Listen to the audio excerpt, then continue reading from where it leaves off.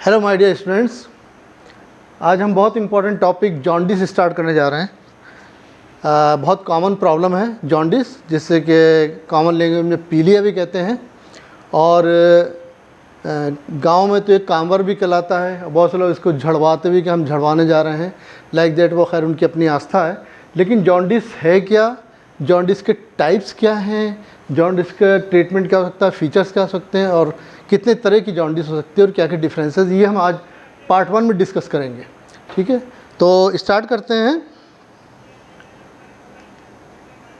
Jaundice, it is a condition with a yellow discolouration of skin, sclera, bulbar conjunctiva, mucous membrane inside the mouth and in severe cases even of the teeth. यहाँ ये दिखाई पड़ता है जो white of the आई है, sclera and bulbar conjunctiva, यहाँ पे सबसे पहले येलो डिस्कलरेशन स्टार्ट होता है। It is due to increase level of bilirubin in the blood.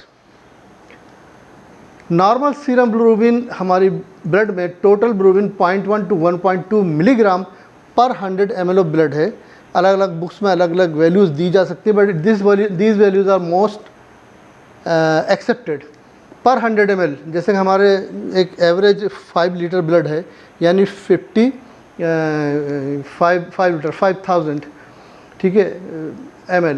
तो आप उस हिसाब से आप इसको काउंट कर सकते हैं कितना हमारे पास बिलिरुबिन होगा। 100 ml में इतना है, तो 5000 ml करीब आता है। 5000 ml हमारा ब्लड है, तो उसमें कितना होगा, लाइक दैट। और ये टोटल जो बिलिरुबिन है, इसमें भी फ्री एंड अनकंजुगेटेड के साथ साथ थोड़ा बहुत कंजुगेटेड भी होता है। 70 to 75% अनकंजुगेटेड है, जिसकी वैल्यू 0.2 to 0.9 मिलीग्राम, यानी लेस देन 1 मिलीग्राम पर 100 ml है। और थोड़ा बहुत कंजुगेटेड भी होता है, 0.1 to 0.3 मिलीग्राम, यानी लेस देन 0.3 मिलीग्राम पर 100 ml। जैसे 1.2 मिलीग्राम अगर है, तो 0.9 मिलीग्राम के आसपास में जो अनकंजुगेटेड है 0.3 या उससे कम कंजुगेटेड है। तो ऑलमोस्ट 75% या उससे 70 to 75% अनकंजुगेटेड है, 25-30% के आसपास में कंजुगेटेड है। तो ये भी जानना ज़रूरी है कि थोड़ा कंजुगेटेड भी रहता है। अगर ये बढ़ जाए, 1.2 से ज़्यादा बढ़ जाए, more than 1.2 up to 2 milligram when serum bilirubin, then it is jaundice starts. दो सिम्टम्स या साइंस ऐसे स्टार्ट नहीं होते, क्लिनिकली वो अपियर नहीं हो रही, तो this is known as sub clinical और लेटेंट जॉन्डिस। क्लिनिकली कब अपियर होती है, जब 2 मिलीग्राम से भी ज़्यादा हो जाए। क्लिनिकल जॉन्डिस में serum bilirubin is more than 2 milligram पर 100 ml ब्लड, यानी कि येलो डिस्कलरेशन आ जाए स्किन में, स्क्लेरा में, बल्बर कंजंक्टिवा में। यहाँ पर जब आता है जब मोर देन 2 मिलीग्राम हो जाती है, वो क्लिनिकल जॉन्डिस कहलाती है। ये देखिए, ये सिंथेसिस बिलिरुबिन, ये समझना ज़रूरी है। इसी के बेस पे जॉन्डिस, इसी के बेस पे टाइप्स ऑफ जॉन्डिस, जो कैसे बिलिरुबिन बनता है और कैसे हीमोग्लोबिन का फेट होता है। आप सब जानते हैं फेट ऑफ हीमोग्लोबिन के आरबीसी का लाइफ स्पैन 120 डेज़ है। 120 डेज़ बाद जो ओल्ड आरबीसी, सिनाइल आरबीसीज होती हैं, उन्हें reticular endothelial system, particularly spleen, कुछ लिवर में भी डिस्ट्रॉय होती हैं, मेनली कुछ बोन मैरो में भी, मेनली स्प्लीन में डिस्ट्रॉय होती हैं। डिस्ट्रॉय होने के बाद में इसके अंदर जो हीमोग्लोबिन बाहर आता है, और हीमोग्लोबिन टूट जाता है हीम और ग्लोबिन में। ग्लोबिन फिर से रीयूज्ड हो जाता है द फॉर्मेशन ऑफ हीमोग्लोबिन। जो हीम पोर्शन है, हीम पोर्शन में आयरन और 4 पोरफायरिन होती है, तो उसमें आयरन निकल जाता है, आयरन फिर रीयूज होता है। जो 4 पायरोलिन बची हैं वो कन्वर्ट हो जाती है in the presence of heme oxygenase biliverdin, that is a green pigment biliverdin. ये फर्स्ट बाइल पिगमेंट है बिलीवर्डिन, और बिलीवर्डिन कन्वर्ट हो जाता है बिलिरुबिन में, रिडक्शन हो जाता है इसका इन the presence of biliverdin reductase, bilirubin बन जाता है। ये बिलिरुबिन फ्री या अनकंजुगेटेड बिलिरुबिन है, इनसॉल्युबल इन द वाटर होता है। तो अब ये और टॉक्सिक है, तो इसको निकालना ज़रूरी है बॉडी से। बॉडी से निकालने का काम करता है लिवर। तो ये लिवर में कैसे पहुँचे, ये तो इनसॉल्युबल है वाटर में, इसलिए ब्लड में भी चलता नहीं। तो इसके लिए जो प्लाज्मा प्रोटीन एल्बुमिन, ये एल्बुमिन इसको लेता है, और एल्बुमिन बिलिरुबिन कॉम्प्लेक्स बनता है, और एल्बुमिन लेके फ्री बिलिरुबिन को लिवर तक जाता है, और एल्बुमिन वापस आता है लिवर के अंदर, इसको अनकंजुगेटेड बिलिरुबिन को छोड़ देता है। लिवर इसको डिटॉक्सिफाई करता है एक तरह से, टॉक्सिक जो अनकंजुगेटेड बिलिरुबिन है इसका कंजुगेशन होता है। ये unconjugated free bilirubin in the liver glucuronic acid से मिलके in the presence of glucuronyl transferase enzyme, ये बहुत इंपॉर्टेंट स्टेज है, इट बिकम्स कंजुगेटेड बिलिरुबिन। ठीक है, तो ये बिलिरुबिन ग्लूकोरोनाइड बनता है, तो यहाँ पर कंजुगेटेड बिलिरुबिन होता है। ये नॉन टॉक्सिक है और ये सॉल्युबल भी है ब्लड के अंदर, और यहाँ से ये थ्रू ब्लड पहुँच जाता है इंटेस्टाइन के अंदर।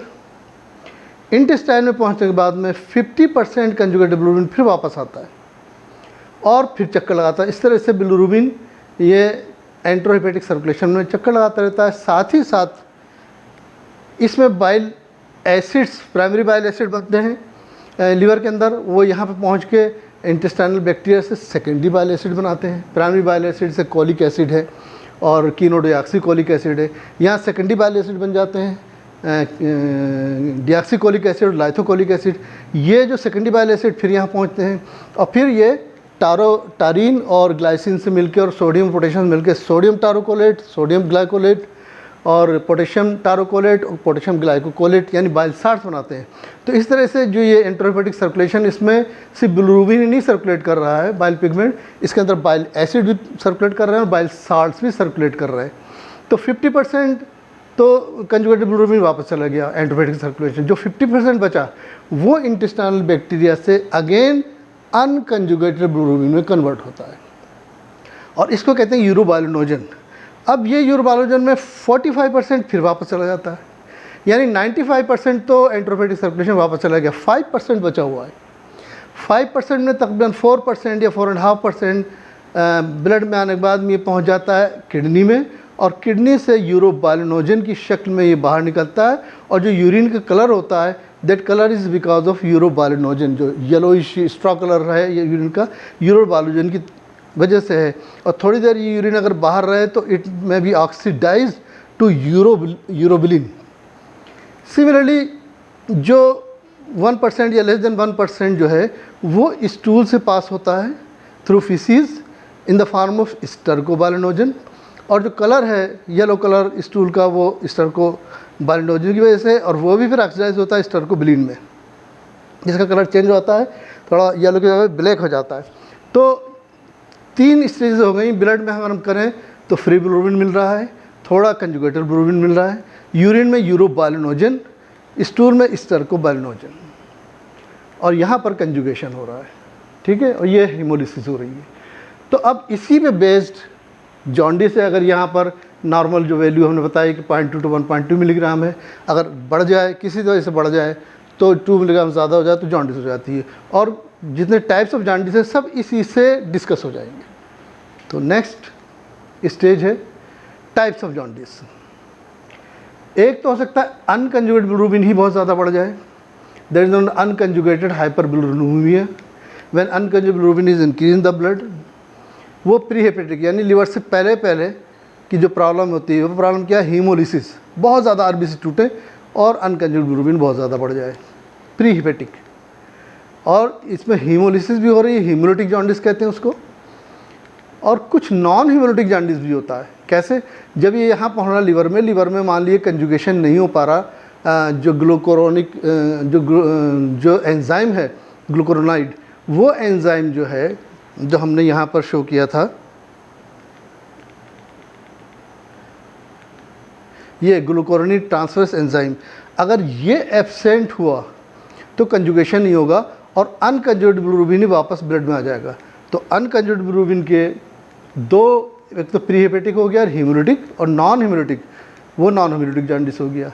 अब अगर यहाँ लिवर के अंदर प्रॉब्लम हो रही है तो कंजुगेटेड बिलिरुबिन बढ़ेगा, कंजुगेशन हो गया है वो वापस आ जाएगा, आगे नहीं बढ़ेगा लेकिन यहाँ वापस आ जाएगा ब्लड में। Conjugated bilirubin is increase in the blood.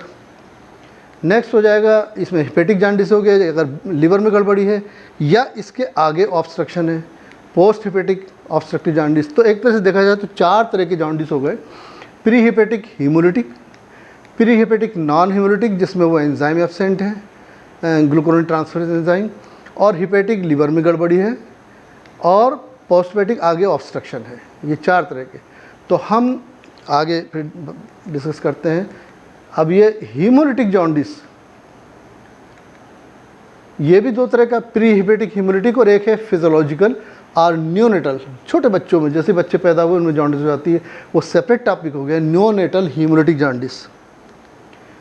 Non hemolytic due to decrease conjugation of the bilirubin, ये एब्सेंस और decrease activity of glucuronyl transferase enzyme.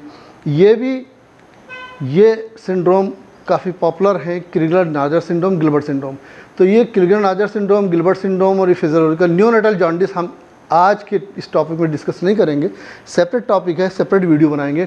आज का हमारा टॉपिक ये प्री हिपेटिक हीमोलिटिक जॉन्डिस है, प्लस ये देखिए ग्लूकोनिन ट्रांसफरेंस एंजाइम अगर एब्सेंट हुआ तब। तो दूसरा हम जो डिस्कस करेंगे वो कंजुगेटेड डिस्कस करेंगे, जैसे हिपेटिक या hepatocellular due to impaired excretion of the bilirubin by liver cells, damage liver cells, या हम उसे इंट्राहेपेटिक कोलिस्टेसिस यानी ऑब्स्ट्रक्शन भी हो सकते हैं, obstruction bile flow in the liver, intrahepatic. और थर्ड है पोस्ट हिपेटिक या ऑब्स्ट्रक्टिव या सर्जिकल जॉन्डिस भी due to obstruction of bile flow in the bile duct, extrahepatic cholestasis. Surgical यूँ कहते हैं इसलिए कि इसमें इसका जो ट्रीटमेंट है वो सर्जरी होता है, ऑपरेशन होता है। बाकी हिपेटिक और प्री हिपेटिक मेडिसिनल जॉन्डिस कह सकते हैं उन्हें, क्योंकि उसका ट्रीटमेंट मेडिसिनल होता है। तो ये 3 जॉन्डिस हम इस बार डिस्कस करेंगे, बाकी नेक्स्ट वीडियोज़ में। तो फर्स्ट है प्री हिपेटिक हीमोलिटिक जॉन्डिस, यहाँ पे इतने हिस्से में, यानी हीमोलिसिस बहुत ज़्यादा हो रही है। तो it is due to excessive haemolysis due to break down of the RBCs. Result serum bilirubin 2 milligram से ज़्यादा हो गया percent, up to 5 milligram percent. ये इंपॉर्टेंट है, 2 milligram percent up to 5 milligram percent. And similar causes of haemolytic anaemia, वही इसके जितना haemolytic anaemia के कॉजेज हैं उसी से हीमोलिटिक जॉन्डिस हो जाती है, यानी आरबीसी टूट रहे हैं, एनीमिया भी हो रहा है और जॉन्डिस भी हो रही है। जैसे मलेरिया, आरबीसी टूट जाते हैं। स्नेक बाइट में हीमोटॉक्सिन भी होता है, न्यूरोटॉक्सिन भी होता है। हीमोटॉक्सिन वाला स्नेक बाइट से ब्लड सेल टूटते हैं। Mismatch blood transfusion, blood group A blood group B को चढ़ गया तो एग्लूटिनिन में क्या नाम वो हो गया, रिएक्शन हो गई और आरबीसी टूट गए, mismatch blood transfusion. Then erythroblastosis fetalis, RH incapability, RH father positive father है, RH पॉजिटिव मदर है और बेबी भी RH पॉजिटिव है, तो फर्स्ट बेबी सेफ होता है। लेकिन सेकंड बेबी में चूँकि मदर के अंदर RH एंटीबॉडीज़ बन जाती हैं, सेकंड बेबी में RH पॉजिटिव अगर है तो एंटीबॉडीज एंटीजन में रिएक्शन होती है और एरेथ्रोब्लास्टोसिस फिटेलिस हो जाता है, आरबीसी टूट जाते हैं।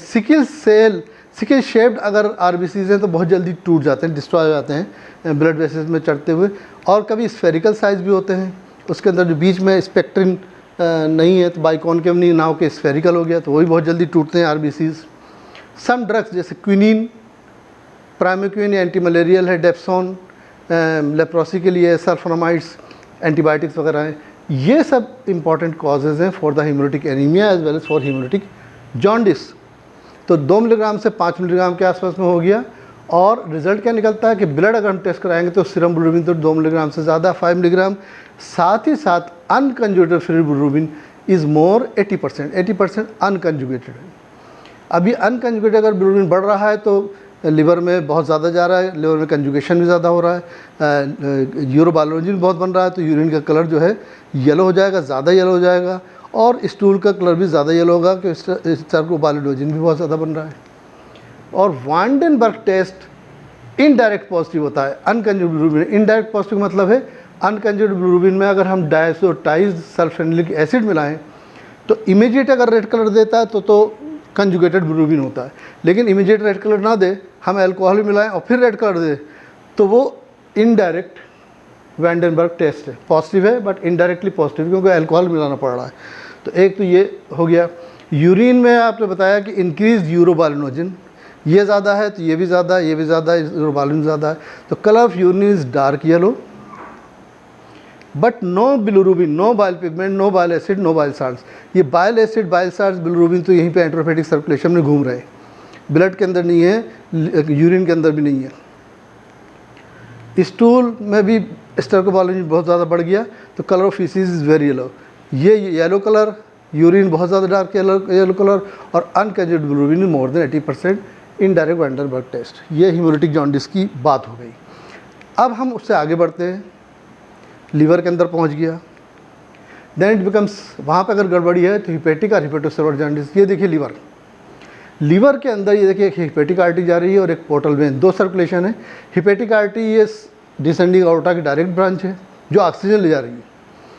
पोर्टल वेन जो है स्प्लेनिक वेन और सुपेमेसेंट्रिक वेन से मिलके बनती है। सुपेमेसेंट्रिक वेन इंटेस्टाइन और स्टमक से आ रहा है, स्प्लेनिक वेन स्प्लीन और पैंक्रियास से आ रही है। तो इसके अंदर न्यूट्रिएंट्स होते हैं, मोनोसेक्राइड्स हैं, अमाइनो एसिड्स हैं, न्यूट्रिएंट्स हैं। इसके अंदर ऑक्सीजन है हिपेटिक आर्टरी में। ये दोनों पहुंचते हैं ultimately liver lobules, hepatic lobules में, जहाँ में ब्लड का एक स्पेस है साइनोसॉइड। देखिए blood from hepatic artery and hepatic portal vein. तो यहाँ से ये ब्लड यहाँ पर आया और अल्टीमेटली फिर ये ब्लड पहुँच गया लिवर सेल्स में। ठीक है, लिवर सेल्स में यूटिलाइज हुआ ऑक्सीजन और न्यूट्रिएंट्स, कार्बन डाइऑक्साइड बनी, वेस्ट प्रोडक्ट्स बने। वो फिर ब्लड यहाँ गया सेंट्रल वेन में, सेंट्रल वेन से फिर हिपेटिक वेन में आया और हिपेटिक वेन से फिर इन्फीरियर वेना कैवा में आया, इन्फीरियर वेना कैवा से हार्ट में होता हुआ पहुँच जाता है पूरी तो आगे। तो ये हो गया।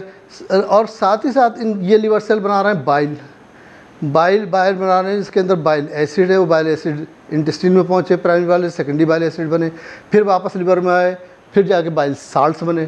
तो इस तरह से ये पहुंच जाते हैं राइट हिपेटिक और लेफ्ट हिपेटिक डक्ट में ही है, राइट और लेफ्ट हिपेटिक डक्ट। तो बाइल यहाँ पर पहुँच गया, गॉल ब्लैडर में स्टोर हुआ और फिर आगे बढ़ा और इंटेस्टिन में पहुँच गया कॉमन बाइल डक्ट के थ्रू। तो ये अगर लिवर में गड़बड़ी हो जाए, this hepatic jaundice, hepatocellular jaundice occurs due to destruction of liver cells. ये लिवर सेल्स डिस्ट्रॉय अगर हो रहे हैं, जैसे कि तो कंजुगेटेड ब्लूबिन तो बन रहा है बट कंजुगेटेड ब्लूबिन आगे नहीं बढ़ पा रहा।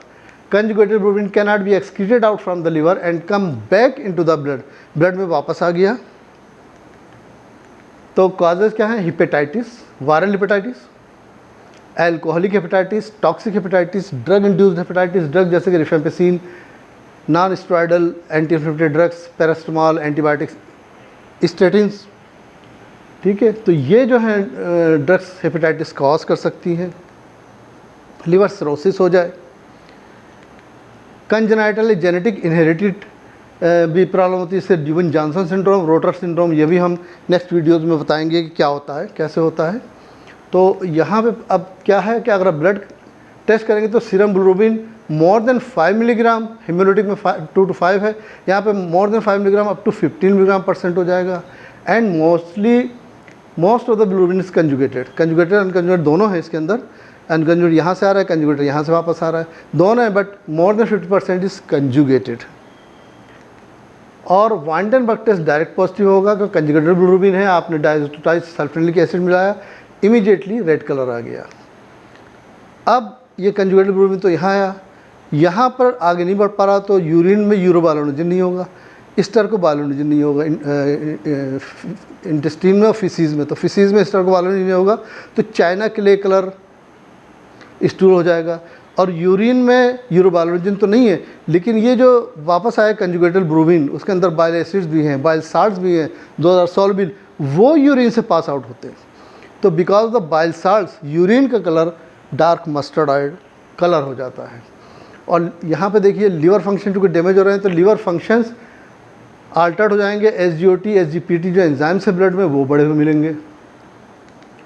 यूरिन में हमने आपको बताया ही है, नो यूरोबायोलोनिजिन या very less urobilinogen, but bile pigment in bilirubin और बाइल साल्ट्स ये यहाँ पर प्रेजेंट हो गए। And there will be mustard oil colour of urine due to bile salts.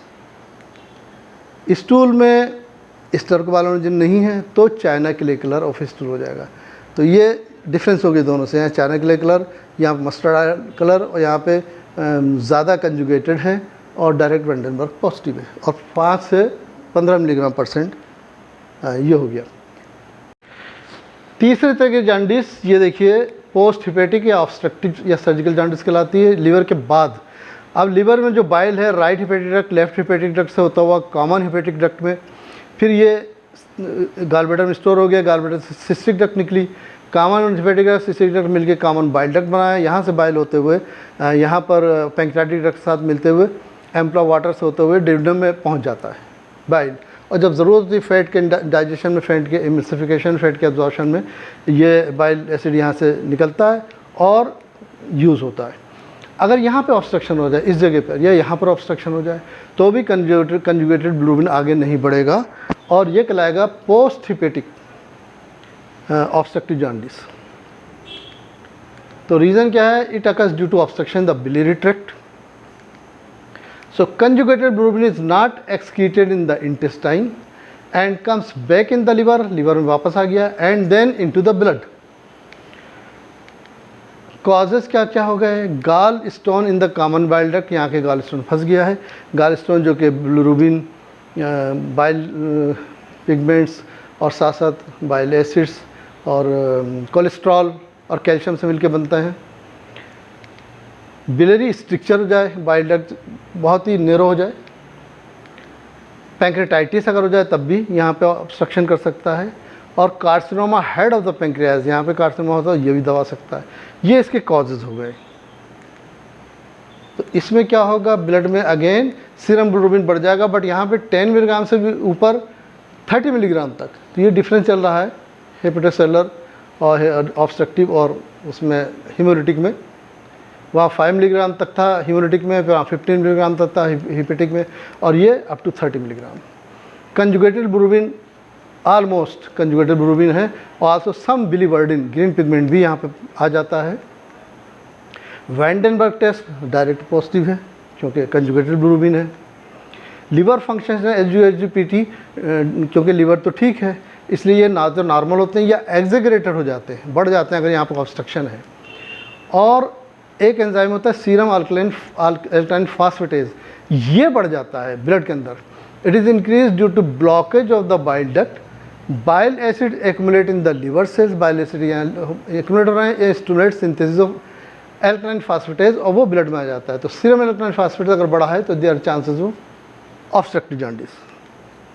Urine में अगेन नो यूरोबाइलिनोजन, देन और bile pigment अगर यहाँ पे आ रहे हैं वापस, बाइल पिगमेंट के साथ साथ में बाइल साल्ट्स भी आ रहे हैं, तो it will become mustard oil colour of urine again, जो हिपेटिक में भी था इसमें भी है। और स्टूल के अंदर चूँकि यूरोबाइलिनोजन स्टर्कोबाइलिनोजन नहीं है तो again white China colour of stool. ये तीनों तरह की जॉन्डिस हो गई। इनमें कभी कभी डिफरेंस पूछा जाता है, वो मैं आपको तीनों में अलग एक चार्ट के साथ डिफरेंस नेक्स्ट वीडियो में आपको बताऊंगा, एग्जामिनेशन में आता है। अब थोड़ा सा डिस्कस कर लेते हैं जॉन्डिस के फीचर्स के बारे में। इसने skin, nails, bulbar conjunctiva, sclera जो वाइट पोर्शन है वो येलो डिस्कलेशन शो करते हैं।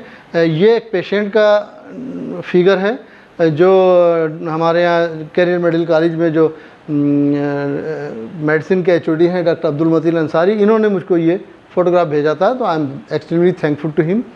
तो आगे बताते हैं कि yellow colour is first detected in the sclera. ये देखिए, because sclera is the rich in the elastin which has affinity to bind with the bilirubin. Urine dark colour हो सकता है, dark yellow in haemolytic jaundice. Mustard oil colour हो सकता है hepatocellular obstructive jaundice में। Stool dark yellow in haemolytic jaundice and China clay colour in hepatocellular obstructive jaundice में। ये सब डिफरेंसेस चल रहे हैं तीनों में। General weakness, nausea, loss of appetite and indigestion हो सकता है। हिपेटोमेगेली हिपेटोसेलुलर जॉन्डिस में मिल सकती है आपको। हिपेटोस्प्लिनोमेगेली दोनों मिल सकते हैं in haemolytic jaundice due to severe haemolytic anaemia. और प्रोराइटिस यानी itching in obstructive jaundice due to presence of extreme bile salts in the blood.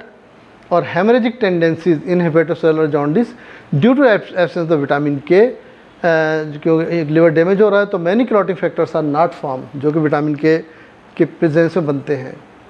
Clinical evaluation, अगर जॉन्डिस का पेशेंट आपके पास आता है तो क्या हिस्ट्री लेंगे आप?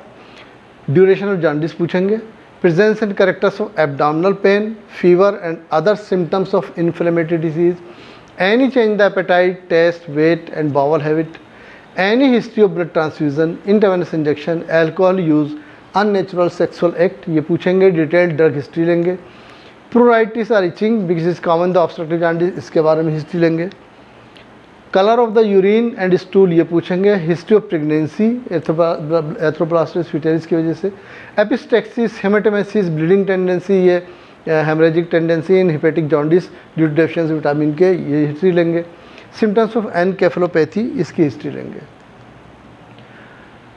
एग्जामिन कैसे करेंगे? You have to look for the following. Anaemia तो नहीं है पेशेंट को, पल्स रेट कितनी है, बॉडी टेम्परेचर के साथ फीवर तो नहीं है, scratch marks of itching, hepatomegaly size देखेंगे, अगर लिवर एनलार्ज तो मार्जिन कैसा है, सरफेस कैसी, टेंडरनेस कैसी, एनी ब्रूट, स्प्लीन एनलार्ज हो सकती है वो चेक करेंगे, एसाइटिस तो नहीं है, chronic liver diseases, liver cirrhosis के साइंस आप चेक करेंगे। ट्रीटमेंट क्या कर सकते हैं? Treatment of cause, medicinal treatment, haemolytic jaundice का कॉज क्या है वो अगर मालूम हो गया तो उसका कॉज ट्रीट करेंगे। हिपेटोसेलुलर हेपेटिक जॉन्डिस का क्या काज है वो उसको आप ट्रीट करेंगे, ये मेडिसिनल ट्रीटमेंट है। और सर्जिकल ट्रीटमेंट है तो ऑब्स्ट्रक्टिव या पोस्ट हेपेटिक या सर्जिकल, जैसे स्टोन है या कार्सिनोमा हेड है तो उसकी वजह से उसका ट्रीटमेंट करेंगे आप सर्जिकल। और you have to give some hepatoprotective drugs also, जैसे डिटॉक्सिफिकेशन ड्रग्स जो हैं glutathione, anti inflammatory drugs glycyrrhizic acid preparation, hepatocyte membrane protectors, polyene, phosphatidylcholine, PPC ये देंगे, एंटीऑक्सीडेंट बाईसाइक्लोल या सिलिमेरिन, और मोस्ट इंपॉर्टेंट जो है यूज़ करते हैं specific drugs ursodeoxycholic acid 300 milligram BD to protect the liver cell and improve liver function, ये आप स्टार्ट कर देंगे। तो ये एक तरह से हम अच्छा कुछ सपोर्टिव ट्रीटमेंट भी आप करेंगे, जैसे प्रॉपर बेड रेस्ट होना चाहिए, lot of drinking water, fluid, अगर कोई जॉन्डिस का पेशेंट आपके पास आता है तो आप ये एडवाइस करेंगे maintaining proper hydration, liquid diet, carbohydrate rich diet, fat free diet,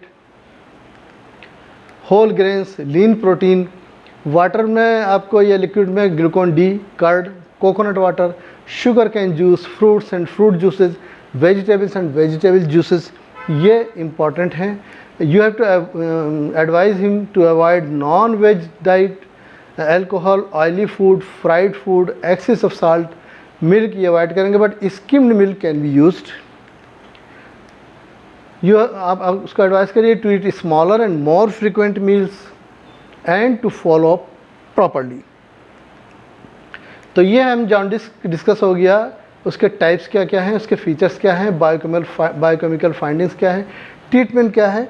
next video में हम जो क्वेश्चन पूछा जाता है तीनों तरह की जॉन्डिस के डिफरेंसेस एक चार्ट में पूछेंगे, फिर नियोनेटल जॉन्डिस उसके बारे में भी आपको वीडियो